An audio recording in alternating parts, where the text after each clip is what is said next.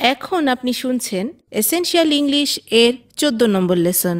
এই লেসনের নাম have you got the time please? এখন কটা বাজে?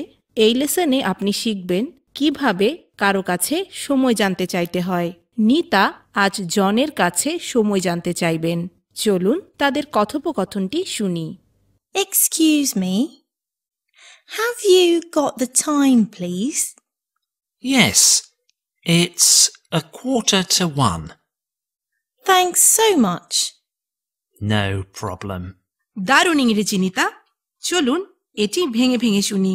প্রথমে নিতা জনের কাছে এসেছে এবং বলেছে এক্সকিউজ মি, এবং তারপর সে জিজ্ঞাসা করেছে আপনি কি দয়া করে বলতে পারবেন এখন কটা বাজে? ইংরেজি প্রশ্নটি শুনুন এবং বলার চেষ্টা করুন। আপনি এটি দুবার শুনতে পাবেন। Excuse me, have you got the time, please? Excuse me, have you got the time, please? প্রথমে জন বলেছে অবশ্যই এবং এরপর সে সময়টি জানিয়েছে। এখন 1টা বাজতে 15 মিনিট বাকি। শুনুন এবং বলতে থাকুন।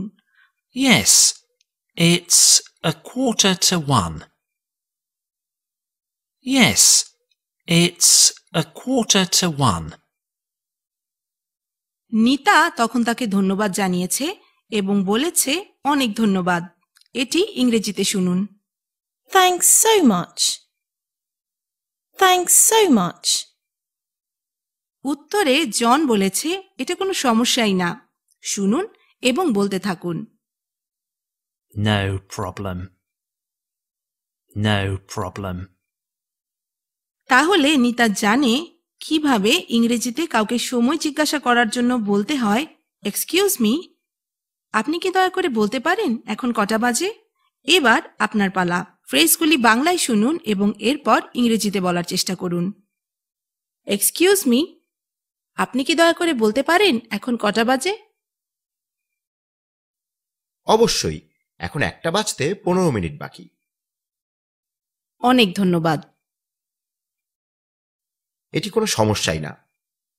অসাধারণ। এবার সম্পূর্ণ ইংরেজি সংলাপটি শুনে এতক্ষণ আপনি কি বলেছেন তা মিলিয়ে নিন। Excuse me, have you got the time, please? Yes, it's 1:45. Thanks so much. No problem. Well done. এবার আপনি নিজে নিজে প্র্যাকটিস করার জন্য পুরোপুরি তৈরি। একজন বন্ধুকে সাথে নিয়ে ইংরেজিতে সময় বলা এবং জানতে চাওয়া প্র্যাকটিস করুন এবং অবশ্যই বলতে ভুলবেন না Thanks so much. পরবর্তী পর্বে আরও এসেনশিয়াল ইংলিশের জন্য আমাদের সাথেই থাকুন।